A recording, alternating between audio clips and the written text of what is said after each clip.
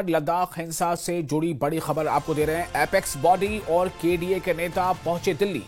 Apex body और KDA यानी Kargil democratic alliance के नेता दिल्ली पहुंच चुके हैं। कल गृह मंत्रालय के साथ मीटिंग होनी है।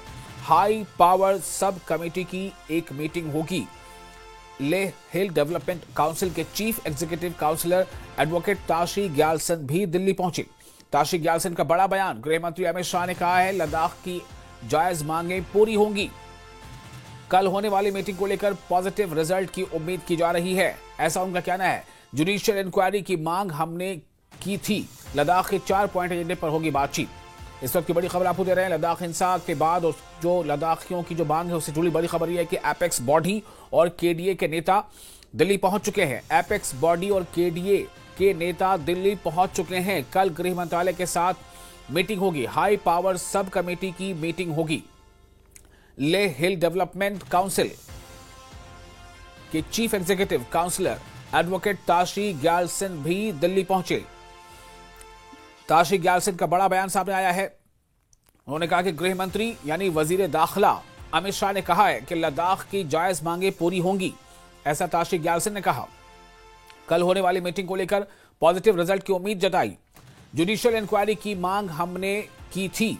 लद्दाख के 4 पॉइंट एजेंडे पर बातचीत होगी, ऐसा उन्होंने कहा। लद्दाख में वायलेंस के बाद गृह मंत्रालय और लद्दाख के लीडर्स के बीच जो बातचीत चल रही थी वो टूट गई थी। 6 अक्टूबर को हाई पावर कमेटी की मीटिंग होने वाली थी, उसका भी एक तरीके से बायकॉट कर दिया गया था और लद्दाख ने कहा था कि हम बातचीत नहीं करेंगे। लेकिन एक बार फिर बातचीत पटरी पर लौट रही है और कल एक मीटिंग रखी गई है। इसी सारे मौजू पर मेरे साथ बातचीत करने के लिए मौजूद हैं हाई पावर कमेटी के मेंबर और लेह हिल डेवलपमेंट काउंसिल के सीईसी ताशी ग्यालसन साहब। ये जो कल की मीटिंग हो रही है, क्या उम्मीद कर रहे हैं इससे?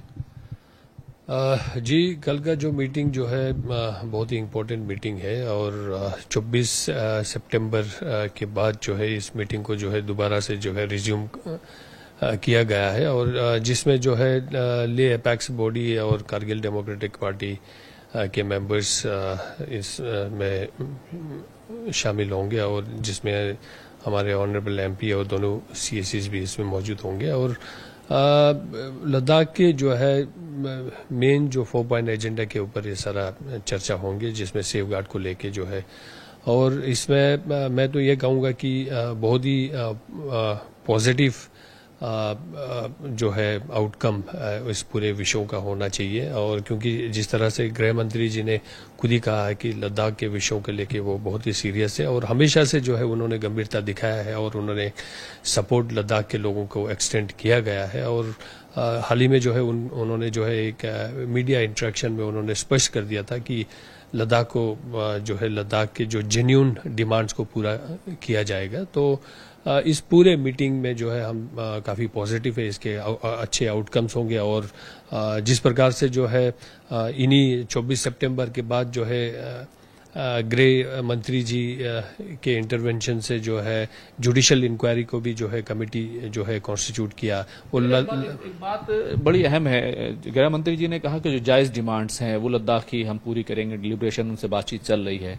लद्दाख की जो अब डिमांड है वो सेफ गार्ड को लेकर के है और उसमें 6 शेड्यूल की मांग जो है वो की जाती है। तो क्या लद्दाख को सेफ गार्ड मिलेगा? क्या 6 शेड्यूल पर अभी बातचीत बढ़ेगी आगे?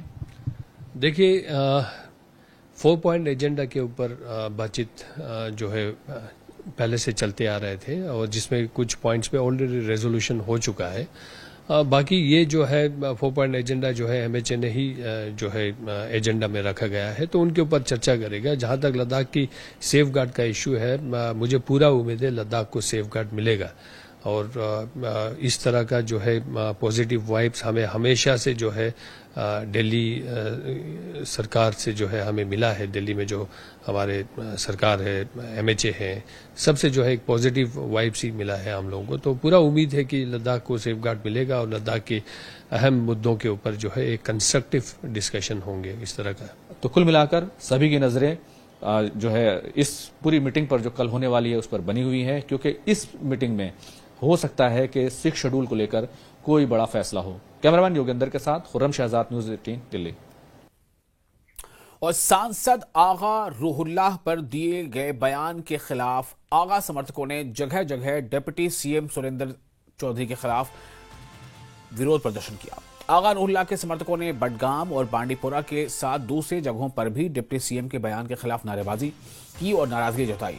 इस दौरान प्रदर्शनकारियों ने डिप्टी सीएम के खिलाफ जमकर नारेबाजी भी की। भारी विरोध के बाद डिप्टी सीएम ने सफाई दी है कि सुरेंद्र चौधरी ने कहा है कि जब मुझसे आगा रूहुल्लाह को लेकर सवाल किया गया, उनका ये कहना था कि जब मुझसे आगा रूहुल्लाह को लेकर सवाल किया गया तो उस वक्त बहुत शोर था, मैं बीजेपी के कैंडिडेट पर बोल रहा था, मुझे लगा बीजेपी के उम्मीदवार के बारे में बात हो रही है, तो मैंने कहा कि मैं बीजेपी कैंडिडेट को जानता भी नहीं हूं, इसलिए मैंने बोला कि आगा को मैं जानता नहीं हूं, आगा रूहुल्लाह तो हमारे सांसद हैं।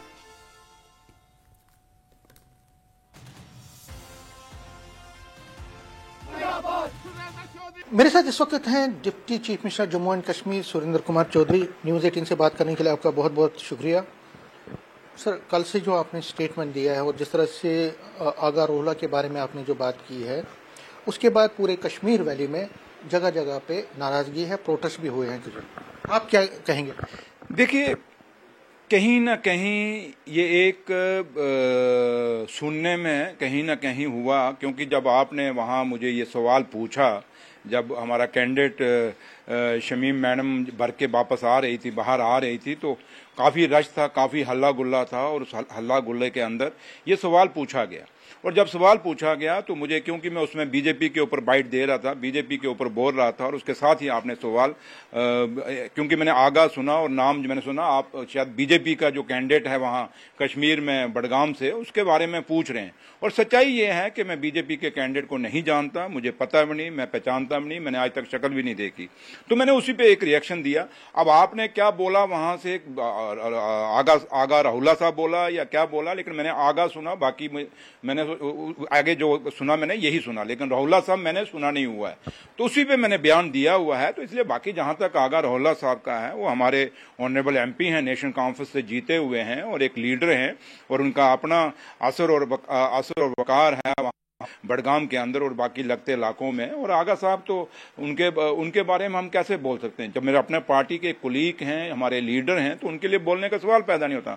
लेकिन ये है, जरूर सच्चाई है कि आगा जो एक कैंडिडेट हैं बीजेपी के बडगाम से खड़े हैं, मैंने सोचा आप उनके बारे में पूछ रहे हो, शायद मीडिया उन्हीं के बारे में पूछ रहा है, तो उसी सिलसिले में मैंने जवाब दिया। और वो एक रश के अंदर एक चलते हुए, और क्योंकि मैं बीजेपी के बारे में बोल ही रहा था, बीच में ये सवाल था और मिलता जवाब था, और इसलिए कोई इसमें इतना नहीं था कि किसी के शान के खिलाफ बोलना या किसी को हमने नीचा दिखाना या ऊंचा दिखाना है। और जहां तक बडगाम का सीट का ताल्लुक है, आगा रूहुल्लाह साहब की लीडरशिप ने जिम्मेवारी लगाई है, वो साथ होकर कैंपेन करेंगे और आगा महमूद साहब को जिताएंगे। वो नेशनल कॉन्फ्रेंस की विरासती सीट है और वो सीट हमारी निकलेगी।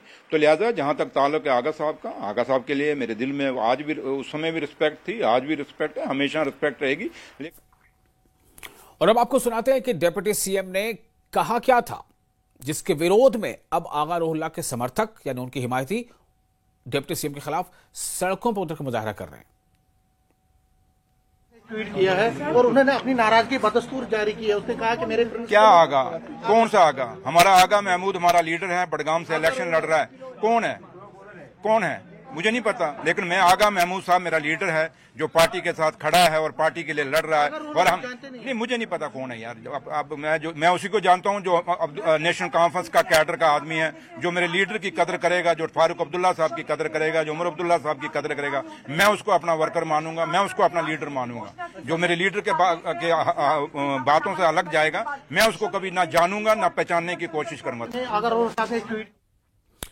तो सुना आपने क्या कहा था पहले सुरेंद्र चौधरी ने, जो नेशनल कॉन्फ्रेंस के लीडर हैं और डिप्टी सीएम हैं, और उसके बाद उन्होंने क्या कहा है कि मैंने क्या सुना और क्या कहा। बहरहाल आगे बढ़ते हैं। आगा रूहुल्लाह मामले में बीजेपी नेता अल्ताफ ठाकुर ने नेशनल कॉन्फ्रेंस पर तीखा हमला बोला है और कहा है कि झूठ और विश्वासघात, धोखेबाजी नेशनल कॉन्फ्रेंस के डीएनए में है और एनसी ने आगा रूहुल्लाह के साथ विश्वासघात किया है। इस वक्त हमारे साथ भाजपा की leader spokes person Altaf Thakur जुड़े हैं, मजीद बात करते हैं। ठाकुर साहब, बयानबाजी आई है जिसके चलते हुए आज कश्मीर में कई सारे इलाकों में प्रोटेस्ट भी किया है शिया कम्युनिटी ने। देखिए, तीन चीजें नेशनल कॉन्फ्रेंस की खुसूसियत में है। अगर आप नेशनल कॉन्फ्रेंस का डीएनए देखोगे तो तीन चीजें उनकी डीएनए में, एक है विश्वासघात, नंबर दूसरा है झूठ, और तीसरा पलटी मारना। ये तीन चीजें नेशनल कॉन्फ्रेंस को आजादी के बाद ही उनके साथ चल रही है। जिस तरह से सुरेंद्र चौधरी साहब का स्टेटमेंट आया है, अगर आप उसको देखेंगे, ये वही आगा रोला साहब है जिन्होंने एनसी को जम्मू कश्मीर में सत्ता सौंप दी, सत्ता पर बिठाया।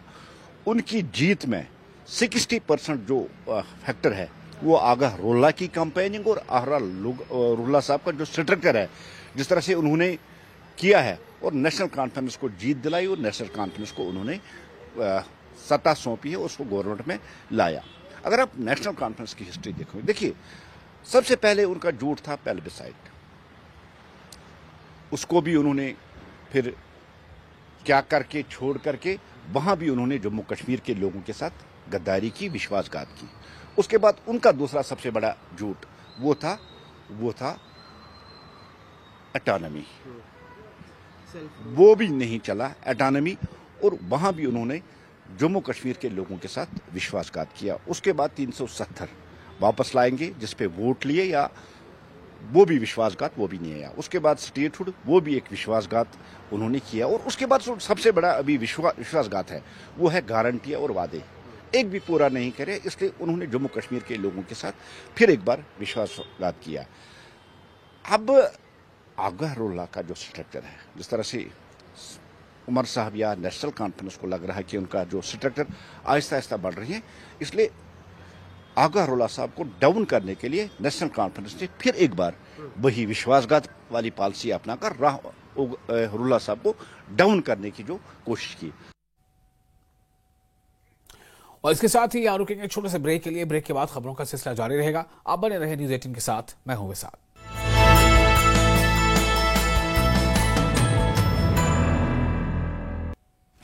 प्रधानमंत्री नरेंद्र मोदी ने देश के नाम चिट्ठी लिखी। पीएम ने देशवासियों को दिवाली की शुभकामनाएं दी। चिट्ठी में ऑपरेशन सिंदूर का जिक्र किया।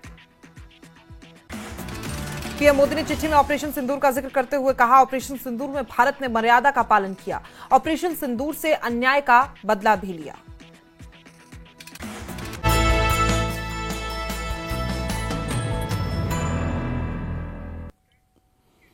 ब्रेक के बाद एक बार फिर आपका इस्तकबाल है न्यूज 18 जे के। इस पर आप देख रहे हैं जम्मू कश्मीर न्यूज। अनंतनाग के मटन स्थित सूर्य मंदिर में धूमधाम से दिवाली मनाई जा रही है।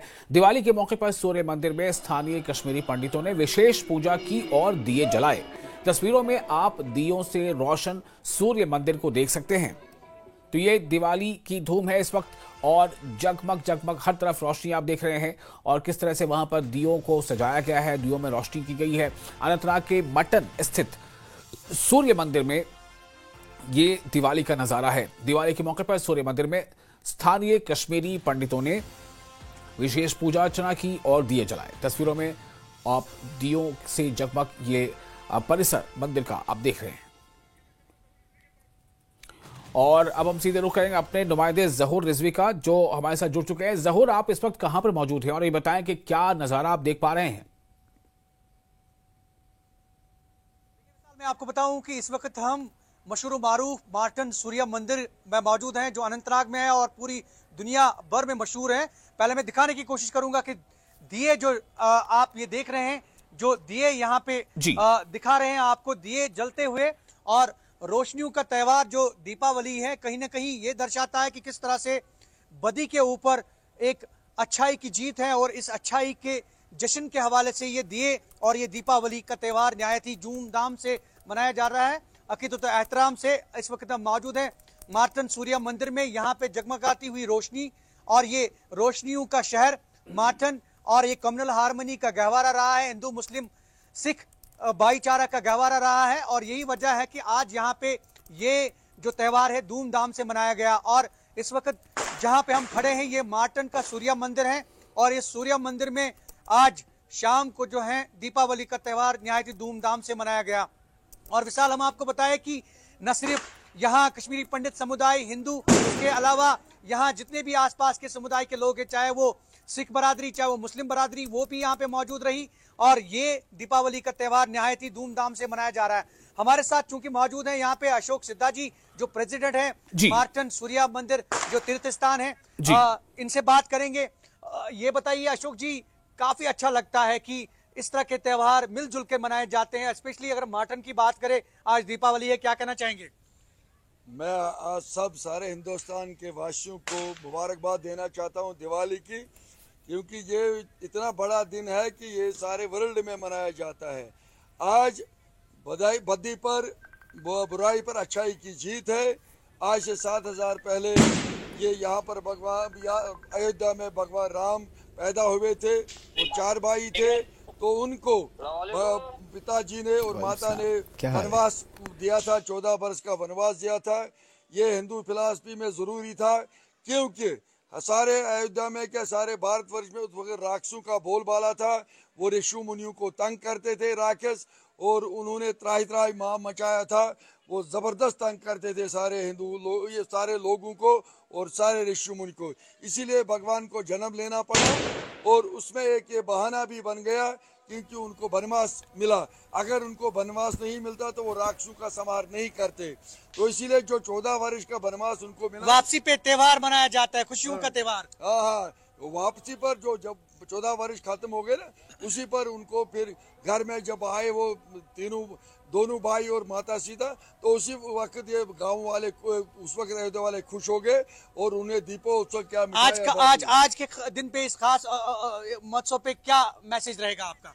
मैं ये भगवान से प्रार्थना करता हूँ कि सारा हिंदुस्तान खुशहाल रहे, अमनमा रहे। खासकर जम्मू कश्मीर के लिए मैं मैसेज करता हूँ कि यहाँ 90 से पहले हालात हो जाए, अमनमा रहे, भाईचारा रहे, हिंदू मुस्लिम सिख भाईचारा रहे। यहाँ पर पहले ही जो मार्टन है, यहाँ पर हम सारे त्योहार जो है, बिल्कुल ज़हूर, ये भाईचारा ही है जिसकी जरूरत है देश को और आगे बढ़ने के लिए, देश को तरक्की करने के लिए। ज़हूर, ये मैं जानना चाहूंगा ज़हूर, इसके अलावा भी हमने ये देखा कि कल मुल्क के दीगर हिस्सों में जहां दिवाली की रौनक थी, वहां जम्मू कश्मीर में कुछ कम नजर, चूंकि वहां पे आज जो है उसे लोग मना रहे हैं। इसके अलावा और क्या कुछ आप देख पाए, किस तरह का जोश आपने देखा लोगों में दिवाली को लेकर? देखिए, काफी जो है जोश और जज्बा आज हमें देखना मिला इस दिवाली के महोत्सव पर। और हम आपको बताएं कि अगर हम जनूबी कश्मीर की बात करें, साउथ कश्मीर की बात करें, यहाँ पे जितने भी तीर्थ स्थान है, यहाँ पे धूमधाम से दिवाली मनाई गई। चाहे वो वेसू माइग्रेंट कैंप की अगर हम बात करें, वहां पे भी धूमधाम से दिवाली मनाई गई। जितने भी सिक्योरिटी के जो हेडक्वार्टर्स हैं, जो एस्टेब्लिशमेंट्स हैं, वहां पे भी धूमधाम से। और जहां जहां हमारे कश्मीरी पंडित समुदाय के लोग रहते हैं या हिंदू बरादरी के लोग रहते हैं, तो वो भी जो है इस फेस्टिवल को मनाने से जो है वो पीछे नहीं रहे, धूमधाम से मनाया ये फेस्टिवल। ये आप देख रहे हैं विशाल, मैं आपको एक बार फिर दिखाने की कोशिश करूंगा। ये जो मार्टन है, ये पहले से ही एक गहवारा रहा है, और यही वजह है कि ये आप देखिए जगमगाती हुई रोशनियों के बीचों बीच ये फेस्टिवल आज भी, अभी भी कुछ जो अभी आप देख सकते हैं, मैं जूम करके कैमरामैन से मैं कहूं वो आपको दिखाने की कोशिश करेंगे कि कहीं ना कहीं अभी भी दिए जलाए जा रहे हैं और ये तीर्थ स्थान जो है ये जगमगा रहा है और इस खुशियों के त्यौहार को जो है सेलिब्रेट किया जा रहा है। और बिल्कुल ये जो सेलिब्रेट किया गया, हर जगह पे ये सेलिब्रेट किया गया। और अगर हम साउथ कश्मीर की बात करें, चाहे वो शोपियान, कुलगाम, अनंतनाग, पुलवामा, हर जगह से खबरें आज मौसूल हुई कि किस तरह से आज ये त्यौहार धूमधाम से मनाया गया। जी विशाल। बिल्कुल ज़रूर, बहुत शुक्रिया आपका तमाम जानकारी के लिए और ये खूबसूरत नज़ारा हमारे तमाम दर्शकों नाज़रीन तक पहुंचाने के लिए। तो आज उमंग है, जोश है और काफ़ी खुशी है, खुशी का माहौल है और लोग यही वहाँ पर उम्मीदें कर रहे हैं, कामना कर रहे हैं कि शांति आए, तरक्की आए और आपसी भाईचारा और मजबूत हो। आगे बढ़ेंगे, लेह में जिला पुलिस लाइन चोगलामा में पुलिस स्मृति दिवस मनाया गया। इस मौके पर लद्दाख के उपराज्यपाल कविंदर गुप्ता मुख्य अतिथि के तौर पर वहां मौजूद रहे और इस दौरान शहीद पुलिस अधिकारियों और जवानों को श्रद्धांजलि अर्पित की गई। DGP Ladakh doctor SD Singh Jamwal ने पिछले 1 वर्ष में शहीद हुए पुलिस अधिकारियों और जवानों के नाम पढ़े और कई जानकारियां भी साझा की। अपने उन वीरों को खिराज हकीकत पेश करने के लिए